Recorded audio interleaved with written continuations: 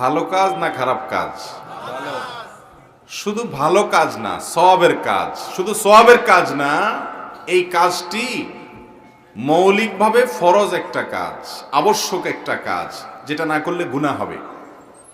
অথচ রক্ত সম্পর্কীয় আত্মীয় যারা আছেন, যাদের সাথে ব্লাডের কানেকশন আছে, এরকম আত্মীয়দের সাথে সুসম্পর্ক বজায় রাখা, তাদের সাথে আপনার নিয়মিত যোগাযোগ থাকা, সম্পর্ক ছিন্ন না করা, এটাকে ইবাদত হিসাবে, নেকামল হিসাবে, সওয়াবের কাজ হিসাবে, ভালো কাজ হিসাবে আল্লাহর কাছ থেকে পুরস্কার আর সওয়াব পাবেন কিয়ামতের দিন, এই হিসাবে আমরা কয়জন মানুষ করি?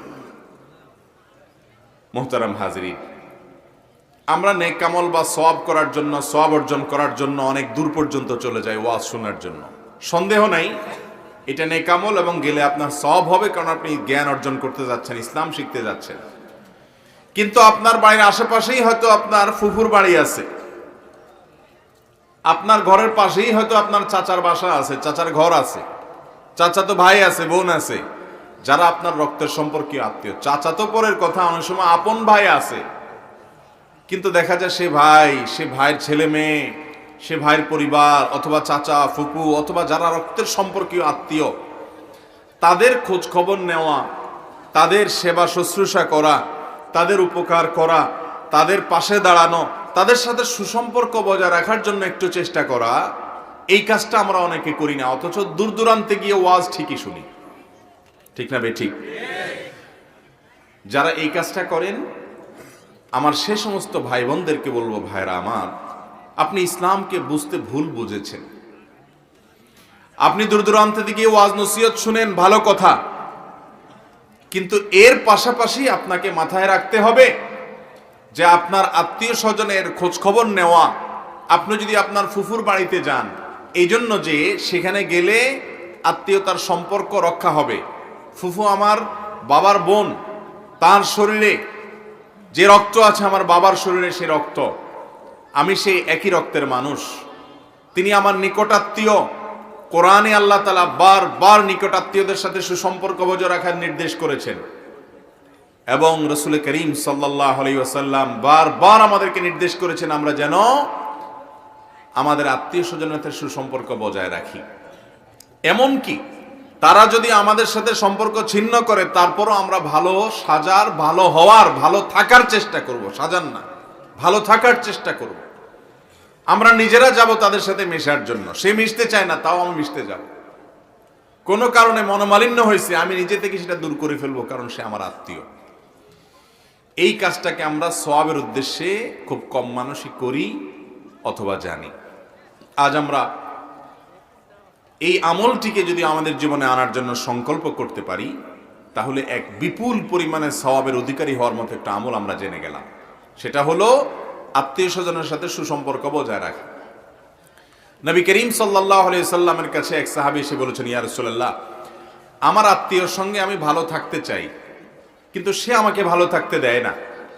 সে তো আমার সাথে উল্টা বরং খারাপ আচরণ করে, আমার সাথে সে ঝগড়া বিবাদ লাগায় দেয়, গ্যাঞ্জাম ফাসাদ লাগায় দেয়, খোঁচাখুচি করে আমাকে, আমি ভালো থাকতে চাইলেও সে ভালো থাকতে দেয় না। নবী করিম সাল্লাল্লাহু আলাইহি সাল্লাম তখন বলেছেন, লাইসাল ওয়াসিলু বিল মুকাফি, লাইসাল ওয়াসিলু বিল মুকাফি। আত্মীয় স্বজন তোমার সাথে ভালো আচরণ করে, বিনিময়ে তুমিও ভালো আচরণ করো। সে তোমার বাচ্চার জন্য একটা হাদিয়া দিল, উপহার দিল, তুমিও তার বাচ্চার জন্য একটা উপহার দিলা। ঈদের সময় সে তোমার বাচ্চাকে সালামি দিল, এরপরে তুমিও তার বাচ্চাকে সালামি দিলা। এটা আত্মীয়তার সম্পর্ক রক্ষা করা নয়, এটা হলো বিনিময় দেওয়া। এটা তো যে কোনো মানুষের ক্ষেত্রে প্রযোজ্য। একজন অপরিচিত মানুষও যদি আমার সাথে সুন্দর আচরণ করে, বিনিময়ে আমিও তার সাথে সুন্দর আচরণ করব। হাল জাযাউল ইহসান ইল্লাল ইহসান, ইহসানের বিনিময়ে ইহসান, এটা তো সবার সাথে করতে হবে।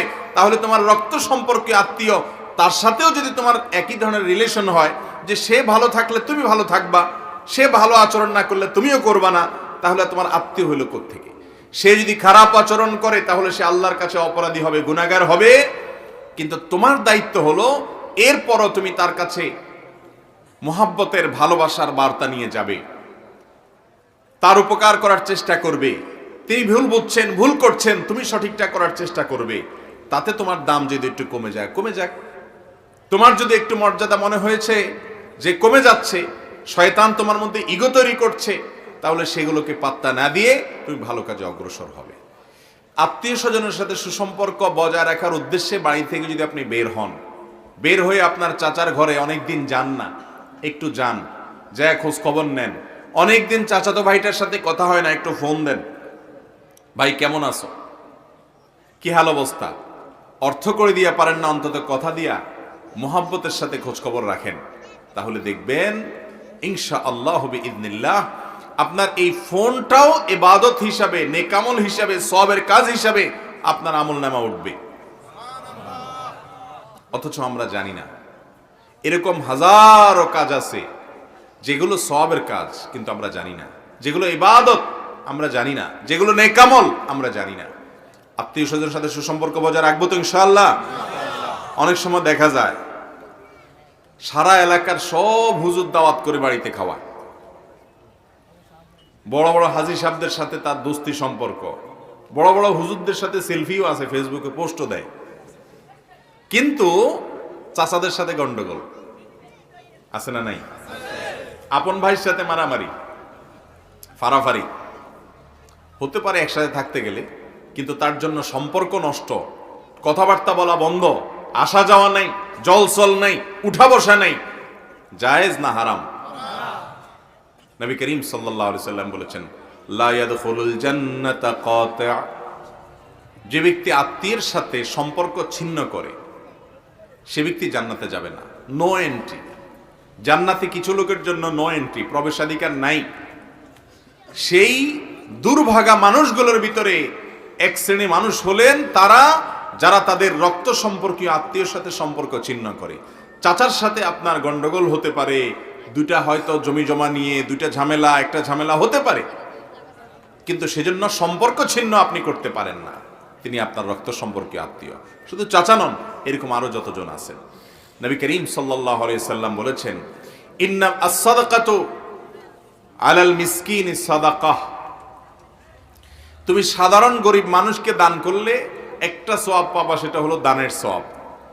ওয়াস-সাদাকাতু আলা যিল কুরবা সিলাতুন ওয়া সাদাকা, আর যদি তুমি তোমার কোনো আত্মীয়কে দান করো তাহলে দুইটা সওয়াব পাবা। একটা হলো দানের সওয়াব, আরেকটা হলো এই দানের মাধ্যমে আত্মীয়ের সাথে তোমার যে সম্পর্ক ঘনিষ্ঠ হলো, সে যে তোমাকে ভালোবাসলো, একটা সম্পর্ক যে ভালো হলো, সেজন্য আত্মীয়তার সম্পর্ক রক্ষা করার সওয়াব, দুইটা সওয়াব তুমি পাবা। আমাদের অনেক ভাই বোন আছেন, অনেক মসজিদ মাদ্রাসায় টাকা দেন, অনেক ওয়াজ মাহফিলে টাকা দেন, অনেক ভালো ভালো জায়গায় টাকা দেন, মাশাআল্লাহ, এগুলো ভালো কাজ করেন, এগুলো করবেন অবশ্যই। কিন্তু এগুলো করে যদি আপনি আপনার নিজের রক্ত সম্পর্কীয় আত্মীয় স্বজন যারা অভাবী আছেন, গরিব আছেন, চলতে কষ্ট হয়, অসুবিধা হয়, তাদের দিকে যদি আপনি খেয়াল না করেন, তাহলে আপনার ওই দানের চাইতে এই দান আল্লাহর কাছে অনেক বেশি গুরুত্বপূর্ণ, অনেক বেশি সওয়াবের কাজ। মনে থাকবে তো ইনশাআল্লাহ? যেটাকে আমরা ভালো কাজ হিসাবে অনেকে জানি না, সেটা হলো আত্মীয়তার সম্পর্ক রক্ষা করার চেষ্টা করা। আত্মীয়র বাড়িতে গেলেন শুধু সওয়াবের উদ্দেশ্যে, একটু ফোন করলেন সওয়াবের উদ্দেশ্যে, একটু হাসি মুখে কথা বললেন সওয়াবের উদ্দেশ্যে, নিজের ইগোকে, জেদকে মাটি করে দিলেন। শয়তান জেদ তৈরি করবে যে সে এটা বলছে, আমি কিভাবে তার বাড়িতে যাই, সে এটা করছে, আমি কিভাবে তার সাথে সম্পর্ক ভালো করি। এগুলো সব ইবলিসের কাজ। আপনি ইবলিসের ইবলিসিকে ধ্বংস